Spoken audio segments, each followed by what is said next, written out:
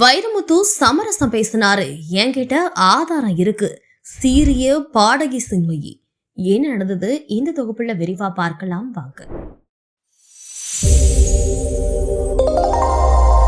தான் வைத்த பாலியல் குற்றச்சாட்டு விஸ்வரூபம் எடுத்த பிறகு வைரமுத்து தாங்கிட்ட சமரசம் பேசியதற்கான ஆதாரம் இருக்கு என்று பாடகி சின்மயி தெரிவிச்சிருக்காங்க. பிரபல பின்னணி பாடகி சின்மயி சமீபத்துல தனியார் யூடியூப் தொலைக்காட்சிக்கு பேட்டி அளிச்சாங்க.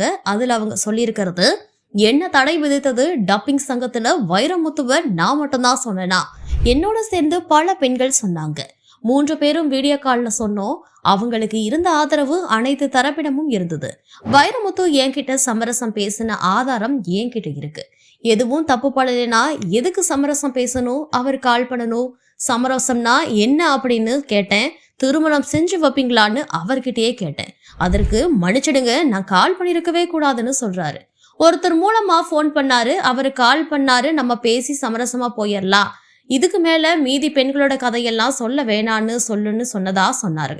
மேலும் இத நான் ஏற்கனவே சொல்லியிருக்கேன். ஸ்டுடியோவில் அவர் வரதுக்கு முன்னாடி நான் பாடிடுவேன், இல்லைன்னா அவர் வந்த பிறகு நான் போயிடுவேன். இதை நான் இசையமைப்பாளர்கள் கிட்ட சொல்லி பேசி வச்சுட்டே போயிடுறது.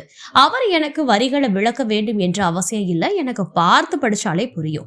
என்ன தடை விதித்த பிறகு பயங்கரமா கஷ்டப்பட்டு இருக்கேன். என் கணவர் நண்பர்கள் உறுதுணையா இருந்தாங்க, அதனாலதான் நான் இந்த நிலைமையில இருக்கேன். நான் நடத்திட்டு இருந்த ஸ்கின் கேர் கம்பெனில என்னை ஏமாத்தி அதுலயும் நான் நடுத்தரவுல நின்னேன். அனைத்து நெருக்கடியும் கடந்து வந்தேன். எனக்கு இன்னமும் தெலுங்கு, கன்னடம், மலையாளத்துல வாய்ப்புகள் வந்துட்டே தான் இருக்கு. டப்பிங் யூனியன்ல கலரா உறுப்பினர் அட்டை இருக்கு என்பது அவர்கள் தான் கொண்டது தெரியும். ராதாரவி என்ன வேணாலும் சொல்லுவாரு. அவருக்கு வாழ்வாதாரம் போகுதா? அவருக்கு என்ன பிரச்சனை? எல்லா சம்பளத்துல இருந்தும் 10% கமிஷன் வாங்கிட்டு அவங்க யூனியன் நடத்துறாங்க. சிலரை கௌரவ உறுப்பினர்களா சேர்த்துட்டு அவங்களே சந்தா கட்டுறாங்க. ஆனா 700 ரூபாய்க்கும் 800 ரூபாய்க்கும் சில டப்பிங் பேசிட்டு அவங்க கிட்ட இருந்து 10% கமிஷனும் வாங்குறாங்க. இப்படி சின்மயி சொல்லியிருக்காங்க. பாடகி சின்மயி பாடலாசிரியரான கவிஞர் வைரமுத்து மீது பாலியல் குற்றச்சாட்டம் முன் வச்சது திரையுலகம் மட்டும் இல்லாம தமிழ்நாடு முழுவதும் பெரும் அதிர்வலைகளை ஏற்படுத்துச்சு. அப்போது தமிழ் பிரபலங்கள் பலர் மீதும் மீட்டு இயக்கத்தின் கீழே பாலியல் குற்றச்சாட்டுகளை பிரபலங்கள் பலரும் முன் வச்சாங்க. இந்த விவகாரம் விஸ்வரூபம் எடுத்த பிறகு சின்மயிக்கு தடை விதிக்கப்பட்டு அவர் தமிழ்ல பாடவே இல்லை. சமீபத்துல தக்லைஃப் படத்துல விளம்பரப்படுத்தும் நிகழ்ச்சியில சின்மயி பாடியது ஒட்டுமொத்த தமிழ் ரசிகர்களால பாராட்டப்பட்டுச்சு. மேலும் அவங்கள மீண்டும் பாட வைக்க வேண்டும் என்று தொடர்ந்து கோரிக்கைகளை ரசிகர்கள் வலுவ வச்சிட்டு இருக்காங்க. சாதாரண பெண்கள்ல இருந்து திரைத்துறையில இருக்க பெண்கள் வரைக்கும் பாலியல் கொடுமைங்கிறது இயல்பா நடந்துட்டு இருக்கு.